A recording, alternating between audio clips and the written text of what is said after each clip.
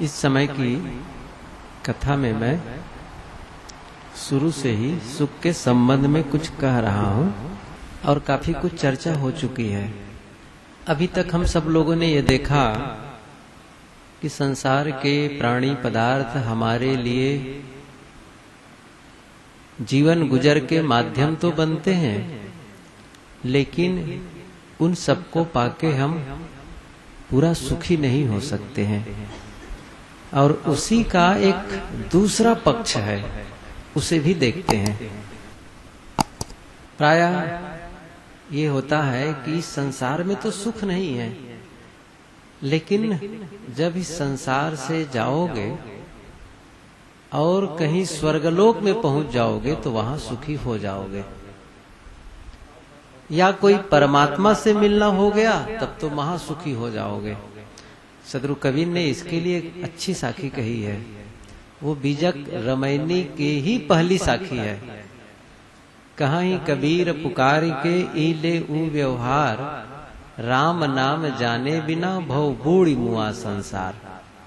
और सही कहा जाए तो मैं इसी साखी की ही व्याख्या में लगा हूं शुरू से। दो ढंग से आदमी सुख के लिए तलाशता है, एक प्राणी और पदार्थों में, और दूसरा जब देखता है कुछ लोग की प्राणी और पदार्थों में सुख नहीं है, विषय भोग में सुख नहीं है, तब लगता है कि इस दुनिया में सुख नहीं है, जब हम स्वर्ग में जाएंगे तब वहां सुखी हो जाएंगे। स्वर्ग में आप जाएंगे तो सुखी हो जाएंगे, इसकी कोई गारंटी लेता है? और दूसरी बात, स्वर्ग में ही जाएंगे इसका कौन ठिकाना है? हमें तो आज सुख चाहिए ना। नकद सौदा, कई बार दुकानों में आप लोग देखे होंगे, आज नगद कल उधार। अच्छा, उसको उलट के लिख दें, आज उधार और कल नगद, तो क्या होगा? तो दुकान बचेगी? सब लोग कहेंगे आज तो उधारी ले लो, कल देखेंगे नगद के लिए। लेकिन क्या होता है, आज नकद कल उधार। तो हमें कल देखेंगे, ठीक है, स्वर्ग मिल जाएगा तो अच्छी बात है, लेकिन हमें तो अभी अनुभव करना है ना। स्वर्ग मिले इसका कोई ठिकाना है? पुराणों में तो ये चर्चा आती है, जो जितना बड़ा यज्ञ करता है उतना ही बड़ा स्वर्ग पाता है। कहने का मतलब यह है, स्वर्ग में भी ना अलग अलग बिल्डिंग बनी होगी। वैसे तो कबीर साहब स्वर्ग को, जो बाहर लोक है स्वर्ग लोक, उसको वो निरस्त करते हैं, उसको मानते नहीं है। और उन्होंने एक छोटी सी पंक्ति कही है बड़े व्यंग्यात्मक ढंग से, बैठा पंडित पढ़े पुराण, बिन देखे का करे बखान। पंडित लोग बैठे रहते हैं, पुराण पढ़ते हैं, और स्वर्ग जिसे कभी नहीं देखे हैं उसकी बखान करते रहते हैं। जो लोग स्वर्ग लोक की बखान करते हैं, क्या वो देख करके आए हैं? वचन कहत प्रत्यक्ष आई, ऐसा वचन करते हैं जैसे कोई प्रत्यक्ष देख करके आए हैं। कोई देखता नहीं है, सब एक मन में गढ़े रहते हैं कि ये होगा वो होगा। और गुरुदेव जी इसके लिए बहुत नाराजगी व्यक्त करते हैं कि हमारे वर्तमान में जो हमारी वासना अतृप्त होती है, उसी की भड़ास स्वर्ग की कल्पना है। मतलब इस जीवन में हम जब भोगना चाहते हैं वो नहीं कर पाते, तब उसको क्या कहते हैं, ये यहाँ नहीं मिलेगा, स्वर्ग में मिलेगा। स्वर्ग में पाओगे, वहां बहुत लंबी जिंदगी मिलेगी, वहां पसीना नहीं आएगा और हजारों सूर्य के समान प्रकाश होगा, लेकिन वहां ताप नहीं होगा। बड़ा शीतल, लंबी लंबी बाग, दूध की नदी बहती रहेगी। कल्पना होती, वाह क्या पूछना होता, दूध, यदि नदी कहीं दूध की बहती हो तो हम बस कमंडल भर भर के लाते। तो कल्पना करते तो उसका कहते वहां मिलेगा वो तो स्वर्ग में। तब क्या करो, आज दान करो, आज दक्षिणा करो, आज पुण्य कमाओ तो स्वर्ग में मिलेगा। अरे हम दान दक्षिणा करेंगे, उसका लाभ हमें अभी मिलना चाहिए। कबीर साहब का सौदा क्या है? नकद का सौदा है। वो उधारी का सौदा नहीं बेचते हैं। इसलिए स्वर्ग लोक में यदि पाने की, स्वर्ग लोक जाकर के सुखी होने की मन में जो तड़फ है, वह भी सुख पाने के लिए सुख नहीं मिल सकता है, उससे भी सुख नहीं मिलेगा। और यदि उनके अनुसार मान भी ले दुर्जन तोष न्याय, तो क्या होगा? पुणे क्षीणे मृत्युलोके वसंती, ये उन्हीं के शास्त्र में आया है। जब पुण्य क्षीण हो जाएगा तब फिर से मृत्युलोक में ढकेल दिए जाओगे। मान लो आपने अच्छा काम किया और 100 पुण्य कमा लिए, तो ठीक है, 100 पुण्य कमा लिए तो आपको बढ़िया बिल्डिंग मिल जाएगी। और जिन्होंने पुण्य कमा करके केवल 50 पुण्य कमाया है, तो थोड़ा से मिडिल साइज का, अंत में जब 100 पुण्य खत्म हो जाएगा तब कहाँ भेजेंगे? फिर जाओ मृत्यु लोक में ढकेल दिए जाएंगे। और हम लोग शुरू से चर्चा कर रहे हैं, हमको तो ऐसा सुख चाहिए जो कभी खत्म हो ही ना। तो स्वर्ग का सुख भी क्षणिक है, और जैसा स्वर्ग लोगों ने माना है वैसा स्वर्ग कहीं है ही नहीं। स्वर्ग कहाँ है? स्वर्ग आप अपने घर में बना सकते हैं। आपस में जब जिन लोगों के साथ रहते हैं उनके साथ प्रेम का जब व्यवहार होता है, मित्रवत व्यवहार होता है, एक दूसरे को देख करके हम हंसते और मुस्कुराते हैं, प्रसन्न रहते हैं, मानो उस घर में स्वर्ग है। और जिस घर में सुबह से शाम तक किसी बात को लेकर के लड़ाई झगड़ा और छोटी छोटी बातों को लेकर के मन मुटाव और छोटी बात ऐसे बोलेंगे जैसे कोई जहर उगल रहा हो, तो समझ लो इसको आपको नरक खोजने की जरूरत नहीं है। आप चाहें तो अपने घर को स्वर्ग बना सकते हैं। इसलिए वह स्वर्ग लोक की जो बात कही जाती है वो कहीं मिलने वाला नहीं है। कहीं ऐसा परमात्मा नहीं है जिसे आप पा जाएं और आपको वह सुख का खजाना दे दे। उस सुख का खजाना कहीं बांध के नहीं रखा है। आप परमात्मा पाएंगे तो क्या करेंगे? ख्याल करिए, आपके घर यदि परमात्मा आ जाए, आप बहुत चाहते हैं ना, हम लोग चाहते हैं कि भगवान भगवान, मान लो एक कल्पना करें, चलो कृष्ण भगवान आ जाए। यहाँ जैनी बुलाते हैं क्या? कृष्ण, राधे और सर्वेश्वर को। अच्छा चलो ठीक है, यहाँ सुनेंगे, रोज यहाँ कथा होती है, सर्वेश्वर भगवान की जय, राधे रानी की जय, तो सुनेंगे बड़ी मेरी जय बुलाई जा रही है। अच्छा चलो, तो बहुत प्रेमी भगत आप लोगों में से कोई हो, बहुत प्रेमी साधिका हो, तो चलो उनके यहाँ उतर जाएं। चलो उतर गए कृष्ण भगवान, अब क्या करेंगे आप? एक दिन रह लिए, बहुत आपको अच्छा लगे, वाह भगवान हमारे भगवान, सबको बुलाएंगे, आओ आओ कृष्ण भगवान पधारे हैं, कृष्ण भगवान पधारे हैं, ठीक है पधार गए। अब क्या करोगे फिर? आखिर करोगे क्या? सोचो तो जरा से। फिर आप जानते हैं उनके लिए खाने को क्या चाहिए? वो रोटी तो खाते नहीं है, वो खाते हैं मक्खन, वो खाते हैं दूध दही। तब इस महंगाई के जमाने में क्या करोगे? है हिम्मत साल 2 साल रखने की? किसकी हिम्मत है बताइए? मैं निवेदन करूंगा कृष्ण भगवान से, अमुक भक्तिन के यहाँ जाओ, आपको वो बहुत चाहते हैं, कितने साल रखना चाहोगे? क्या उनके यहाँ कमी है खाने पीने की? यदि आ जाएंगे ना तो आप लोग कहेंगे भगवान अब आप कब तक रहने वाले हैं? किसी और के यहाँ नहीं जाएंगे क्या? कहेंगे कि नहीं? ईमानदारी से देखिए मेरी बात, ईमानदारी से आप दिल से जब पूछेंगे ना तो दिल वाला कहेगा बात तो सही है। आखिर भगवान को कब तक रखेंगे? न तो हमारी दुकान में बैठने वाला है वो, और न तो वो खेती करने वाला है, न वो फैक्ट्री में काम करने वाला है, यहाँ तक कि वो आपके लिए रोटी भी बना करके नहीं देने वाला है। वो तो कहेगा तुम भगवान रोज रोज बुलाते रहे तो बस मेरे सामने बैठकर केवल दर्शन करते रहो। अब ये नहीं उनको चिंता कि वो भूख में मरो, चाहे घर की व्यवस्था करो, नहीं बस दर्शन करो। तो हैरानी का घर है कि नहीं है? आप लोग अब सही बात कहा जाए ना तो सचमुच यदि भगवान कृष्ण आ जाए ना तो कोई कहोगे नहीं कि भगवान कृष्ण है, क्या कहेंगे? अरे कोई बहुरूपिया होगा ये। आजकल देखते नहीं कई लोग को जो हनुमान का, एक जगह भी बड़ौदा में थे तो अपने शरीर में पूरा वो सिंदूर लगाया हुआ, पुंछ लगाया हुआ, तब मांगने वाला ऐसे ही अपने ढंग से। अब तो मान लो तो क्या कहेंगे उसको? कोई कहेंगे ना बहुरूपिया है ये, मांगने वाला है। ऐसे ही सचमुच कहे कृष्ण भगवान आ जाएगा ना तो कहना अरे ये तो बहुरूपिया है, मानेंगे नहीं, विश्वास नहीं करेंगे आप।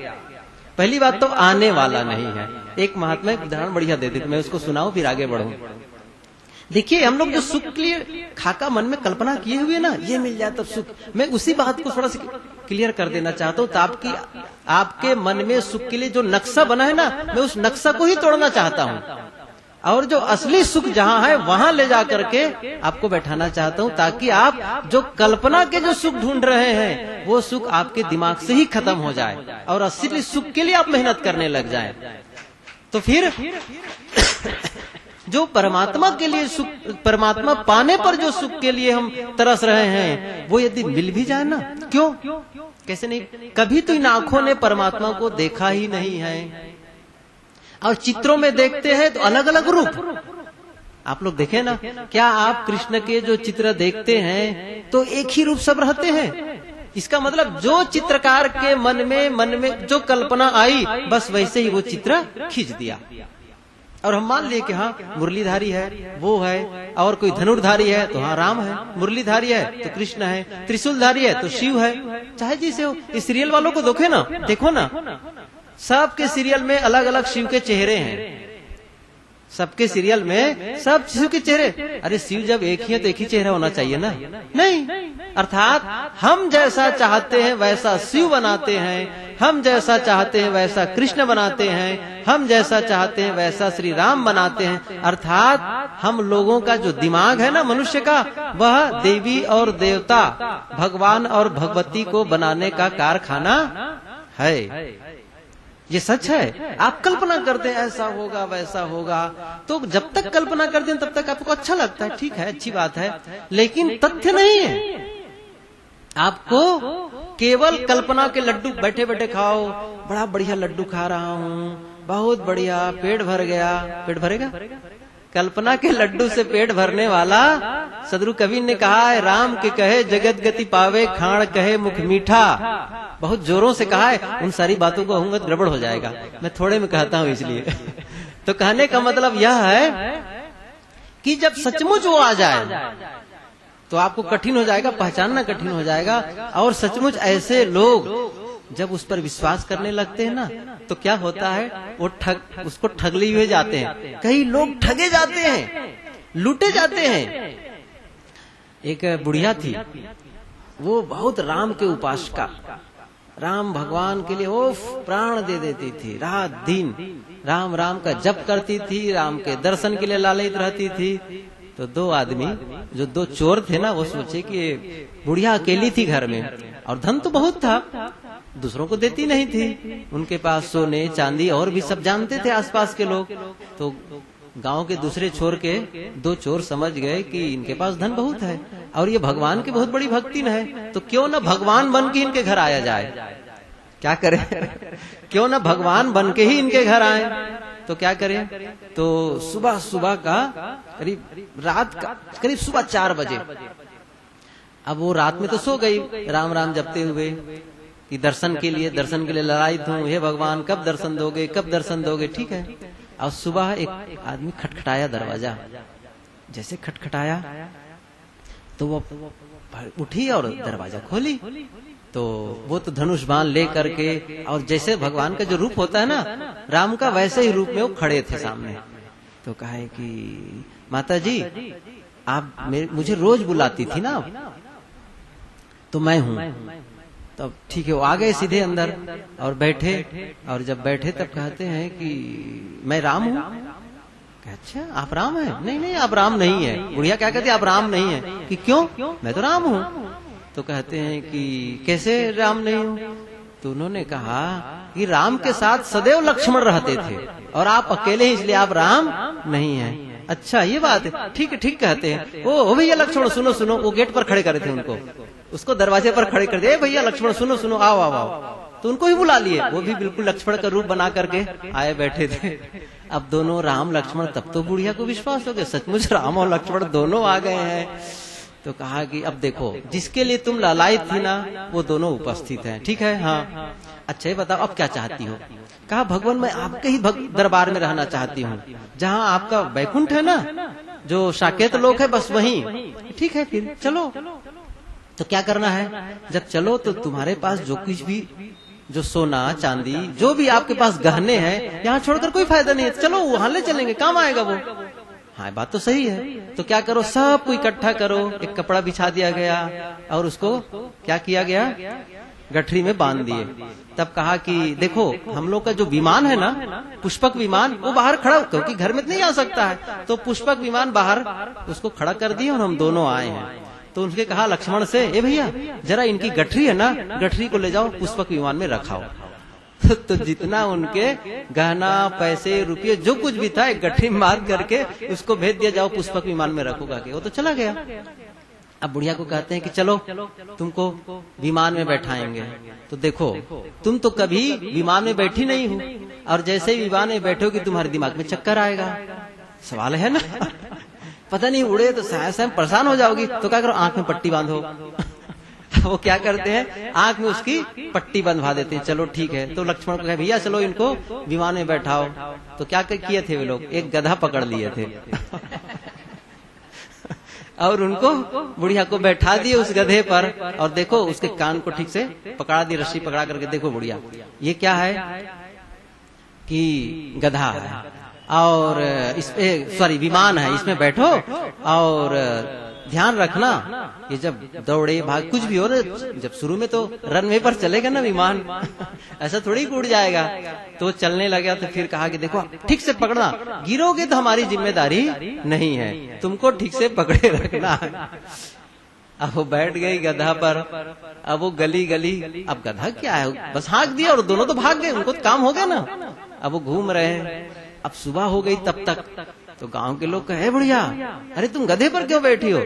गधे पर है, मैं विमान पर बैठकर बैकुंठ जा रही हूँ गधे पर नहीं है। अब वो घुमा रहे हैं, कब से घूम रहा है। जब कई लोगों ने कहा तब सोचा कि सही गड़बड़ है क्या। तब वो पट्टी खोलती है आंख की, तब देखी सचमुच गधे पर है। तब कहा ओफो, कहाँ है मेरा धन, कहाँ है मेरा सामान।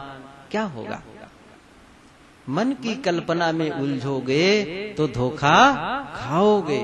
आपको क्या चाहिए, असली भगवान जो आप अनुभव करते हैं। मैं इसके बारे में आगे बताऊंगा। मैं ये कहना चाहता हूँ खास रूप से मन में आप जो सोचते हैं कि हमको इस संसार में तो सुख नहीं मिला, बताने वाले भी हैं कि आपको इस दुनिया में सुख तो मिलने वाला नहीं है, दुख का संसार है। आपको कहाँ सुख मिलेगा, जब स्वर्ग में जाओगे, भगवान के धाम में जाओगे। कहीं न भगवान का धाम है और न कहीं स्वर्गलोक है। स्वर्गलोक यदि है वह है मन की निर्मलता। गुरु जी इसके लिए व्याख्या करते हैं, स्वर्ग स्व में गमन, अपने आप में जो गमन करता है, अपने आप में जो स्थित होता है वही असली स्वर्ग है। ज्ञानियों का स्वर्ग है मन की निर्मलता, और पौराणिकों का जो स्वर्ग है वो केवल एक मन की भड़ास है। उसमें तमाम विषय वासना की बातें कही गई है, भोग विलास की बातें कही गई है, वो बड़ा विकृत है। असली स्वर्ग है जिसका मन स्वच्छ, जिसका मन निर्मल, जिसके मन में किसी के प्रति द्वेष नहीं है, किसी के लिए ईर्ष्या नहीं है, किसी के लिए गलत सोचता ही नहीं है, सबके लिए सुख सोचता है, अच्छा सोचता है, और सबके लिए अच्छा भाव है। सोचिए वैसे मन को, क्या हमारा मन ऐसा हो जाए तो क्या हमको कोई दुख रहेगा? जिस समय हमारे मन में किसी के लिए दुर्भाव न हो, सबके प्रति प्रेम हो, जो हमको परेशान करता है, जो हमको तकलीफ देता है ना समझी के नाते, उनके लिए भी बदले का भाव न जगे। आप कहेंगे बड़ा मुश्किल है, लेकिन आप सुखी होना चाहते हैं ना तो यह मुश्किल काम करना पड़ेगा। हमारे वैज्ञानिक चंद्रमा में चढ़ गए, माउंट एवरेस्ट की चोटी पर चढ़ गए, तमाम जो बर्फीली जगह है वहां जाते हैं। वो बहुत कठिन है, यह तो बहुत सरल है अपने मन को स्वच्छ करना। आप अभी आपका वश है ना, तो केवल एक चीज में, किसमें? आप मन को ही स्वच्छ कर सकते हैं, और किसी को आप अपने वश में नहीं कर सकते हैं। क्या आप अपने पतियों को वश में कर सकते हैं? बच्चों को वश में कर सकते हैं? घर वालों को वश में कर सकते हैं? पड़ोसी को वश में कर सकते हैं? नहीं। आपको अपने शरीर पर वश नहीं है। निरंतर धीरे धीरे धीरे धीरे परिवर्तन हो रहा है, जवानी से बुढ़ापे की ओर, और एक समय आएगा हम नहीं चाहेंगे फिर भी मिट्टी के नीचे दबना पड़ेगा, आग में जलना पड़ेगा। कहाँ वश में है? लेकिन हम जीते जीते यदि मन को स्वच्छ कर लेते हैं तो मानो सत्संग सफल, मानो भजन सफल, और सही कहा जाए तो मानव जीवन ही सफल हो गया। असली सुख की प्राप्ति इससे होने वाली है। मैं इन्हीं सब बातों को विस्तार से करना चाहता हूँ कि वो मन की निर्मलता कैसे हो, और असली सुख कहाँ है। उस खजाने को हम ढूंढ लें जो अखूट है, जो कभी खत्म नहीं होता है, अक्षय खजाना, उसको जाना है। ये सब क्षणिक खजाना है, क्षणिक सुख के स्रोत है, मिलते हैं छूटते हैं। यह नहीं है कि मिलते तो हम दुखी हो जाते। मैंने शुरू में कहा था, पैसा मिलता है, धन मिलता है, अच्छा लगता है, लेकिन अच्छा लगते लगते धीरे धीरे वो खत्म हो जाता है। फिर जैसे जैसे खत्म होता है वैसे वैसे उसका सुख भी खत्म हो जाता है। इसलिए हमें ऐसा सुख को खोज लेना है, ऐसे सुख के साधन को खोज लेना है। सुख नहीं है सो बात नहीं है। कबीर साहब जी ने कहा है, सुख बिसराय मुक्ति कहाँ पावे, पर हरि सांझ झूठ निजधावे। तुम सुख को भूल करके मुक्ति कैसे पा सकते हो? तो एक सुख होता है वह विषय जनित, विषयों के भोगों में जब उलझते हैं, विषय भोग में लगते हैं, तब सुख की अनुभूति होती है, लेकिन वो है क्षणिक। और दूसरा है विषयों के त्याग से सुख, जिसे कहते हैं निर्वासना जनित सुख। त्याग में जो सुख है वही असली सुख है। वह उपाय हमें करना है जिससे हमारे जीवन में शाश्वत सुख मिल सके। और मैं आगे और बिंदु बताऊंगा कि हम दुख में से भी सुख कैसे निकालें। मैं आगे चर्चा करूंगा कि हम दुख में से भी सुख निकालने की कला सीखें।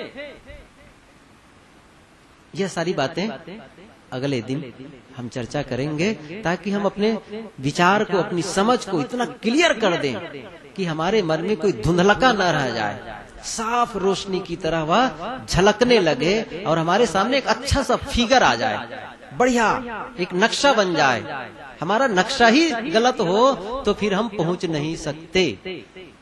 किसी गांव में आप किसी शहर में जाना चाहते हैं और वो नक्शा ही गलत है तो फिर आप उस शहर में नहीं पहुंच सकते हैं, या जिस मकान में जाना चाहते हैं वहां नहीं पहुंच सकते। इसलिए सबसे पहला काम क्या है, हम अपने नक्शा को दुरुस्त कर लें। मन में जो हमने सुख का नक्शा बनाया है ना, उस नक्शा को बदल करके असली नक्शा वहां पर चिपका दें।